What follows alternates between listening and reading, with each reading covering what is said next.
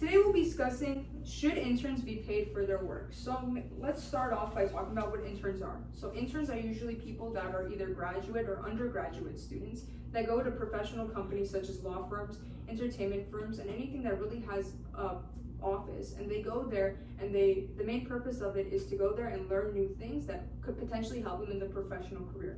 So let's say a student is going into law, they want to become an attorney, they'll intern for a law firm.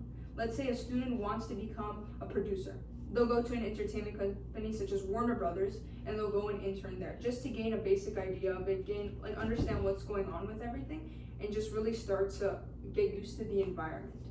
So the main difference between paid and unpaid interns is actually in the name. So paid interns, they receive benefits that come monetary benefits, while unpaid interns usually receive either academic credits or just a letter of recommendation at the end of their internship, or solely just for experience. Those are usually the main reasons that unpaid interns will end up taking the job. So let's discuss the problems that there are with unpaid internships. So right off the bat, you would think the main problems are they're not getting paid. And the paid interns are getting paid, but isn't it technically the same job? Well, yeah, it technically is the same job, but some companies choose to pay the interns while others choose to not pay them. So let's talk about the main issues that come with not paying interns that are constantly there and constantly contributing. So the first thing I want to discuss is Maslow's pyramid. So basically, to go into detail, Maslow's pyramid is basically this pyramid of things that any human needs. So at the top, you need water, food, and like basic necessities for living. Then you need like protection, you need like a place to live, which comes with safety. And then as you go down, it becomes less of a necessity, but it's still a thing every human needs. So the main things that unpaid internships don't really give those students in regards to Maslow's pyramid is they don't give them safety and esteem. So basically, safety in the fact that there's no job security. There's no safety when it comes to, am I going to get this job? How long am I going to have it? They can just get rid of them at any time because they aren't under their payroll. Instead, they're just there on the side and they're doing their work. When it comes to esteem, it's that those interns are not receiving self-esteem when it comes to themselves because they see themselves as at the bottom of the food chain. They're being thrown to the side doing the grunt work, and they're around all these other people that are getting paid for their work, obviously because they are employees, but they're not being treated how they should be because they're so underqualified for the job. So that's a really big issue when it comes to paid and unpaid interns, especially unpaid. So another big problem with unpaid internships is the disadvantage it has for people who fall below the poverty line or are close to the poverty line. When someone's socioeconomically disadvantaged, their family isn't really able to provide for them as much as a wealthier family is, which means that when they're between the ages of 18, 20, when most students would be full-time in college, they might have to take a job. So let's say they take a job, but they also have an opportunity to take an unpaid internship. They are not able to take that internship because internships are usually conducted between 9 to 5, which is regular business hours. So they would really not have time to go to school, participate in an internship, and also have a job. So that puts them in a huge disadvantage compared to people that are able to take the unpaid internship because they don't have to get a job. So that's a huge problem when it comes to that. If everything was a paid internship, then they would be able to go to that, replace that from their job, and start working at these companies and potentially move up in the company. Once they graduate, they would take a job in the company.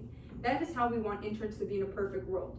But unfortunately, we come up with the idea of unpaid interns. So how did we get to this problem? Basically, interns ended up replacing entry-level jobs. So let's think about it. So when a first employer usually would hire somebody, they would hire somebody underqualified and have them work up. Now, for an employer, that would take a lot of work. It's a lot of resources they have to put into those employees. They have to sit there, train them, but they're still getting paid for the hour. But like, let's say the first month they're there, they're not really doing anything because they're just getting trained. But they're still getting paid the wages they would normally be paid. So they instead brought in interns. So interns were graduate students or undergraduate students looking to get into that career. Instead of paying them, they would come in there, do every work that an entry-level worker was doing, but instead they would promise them either a job in the future, academic credits, or just the experience of it all. So those are the main big issues. Another big issue that was noted by Columbia University, and it states here in quotations, 60% held paid internships compared to the 37% who held unpaid, and this is all in Columbia University. They found that people that were working for the unpaid internships were not receiving the same experience and they weren't learning the same skills that the paid interns were. And this can easily be seen because when a company employs an unpaid intern, they're not investing any money into them. They're kind of just letting them do what they're supposed to do because they haven't invested anything in them. Why are they going to waste their time, their billable hours, training somebody when instead they could just leave them do their grunt work, do the busy work, and focus on their own career? Well, a paid intern, they've invested money into them. So they know that they have to help them do better because they have to be getting their money's worth. Why are they going to employ a paid intern and not let them progress in the company? Then that's just a waste of money for them.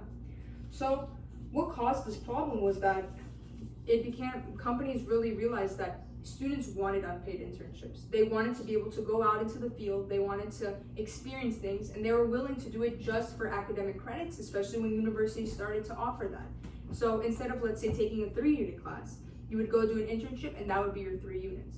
So companies started saying, why don't we just start employing unpaid interns how it is? It's less money for us to spend. We don't have to hire entry-level workers. We can just put them, do our grunt work, and then that's it. We either give them academic credit, letter of recommendation, and that's basically it. So let's think of a solution.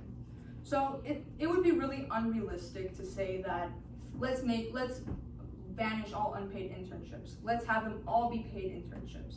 That's an unrealistic thing, and I'm not going to sit here and tell you that let's do that, because I want to give you guys a real solution to this problem that I really feel strongly about. So my solution is that we make key guidelines that employers follow when they hire unpaid interns. So the first guideline would be make it more of an educational environment.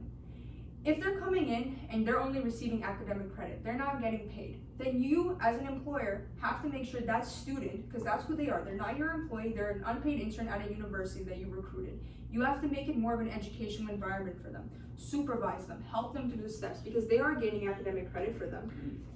You're the reason they're getting the academic credit, and you should be teaching them, because that's the whole point of everything. Another thing is that interns should not be replacing workers. So it all started because we decided to replace entry-level workers with interns. Well, if an employer feels they need another employee and they think it's easier to hire an unpaid intern, then that shouldn't be the case. Because if you really do need something done and you need it done well, you don't put that burden on an unpaid intern that's sacrificing their time, hours, for you to sit there and have them file on the computer or read emails or reply to emails. That's not what an unpaid intern is for. So if you really need an employee, you hire an employee. You don't hire an unpaid intern, because that, again, in context of Maslow's pyramid, that's safety is gone, esteem is gone, and those are really important things when it comes to a human, because it's on the same pyramid as we need air, water, food. Lastly, it should be that employers cannot make promises to the interns in regards to job security, or you get paid if we see you're doing well. Because the intern's gonna be there working, and they don't know when they should quit. They're still not getting paid, and they're thinking, am I doing something wrong? And you just keep promising them wages, but they're not getting it. So it should be said at the beginning, and formal contracts should be filled out either between the employer and the intern, or the employer and the school they recruited them from, and saying, look, these are my expectations for the intern. This is the max they'll receive. They won't be getting paid, or they will get paid once we evaluate them after this much time. There should be a time limit set, not just keep promising the employee over and over again. So lastly, in conclusion, I just wanted to say that internships are vital for our professional world. I completely understand that, but I know how it feels to be an unpaid intern that really doesn't get the benefits that they really should have gotten. I was interning at a law firm, and I loved my job at first, especially when I first came in. They were helping me do everything. But as soon as I really started to become an intern and they got used to me being there, I was left replying to emails, I was left just doing filing, and there was really nothing else. And I kept being promised that I will receive wages once the time passes, but that never ended up happening. I remember I would stay out hours after all the attorneys would leave. I would be doing all of their work, but I wouldn't be receiving anything for it. I received a letter of recommendation, that was about it, and then I received a letter of recommendation and future networking. But that's really it. But at my age, I feel like it would have been important to list out what I should be expecting and what I should be doing, so I would know, do I really want this? So I know what they're expecting of me and what I'm expecting of them. Thank you.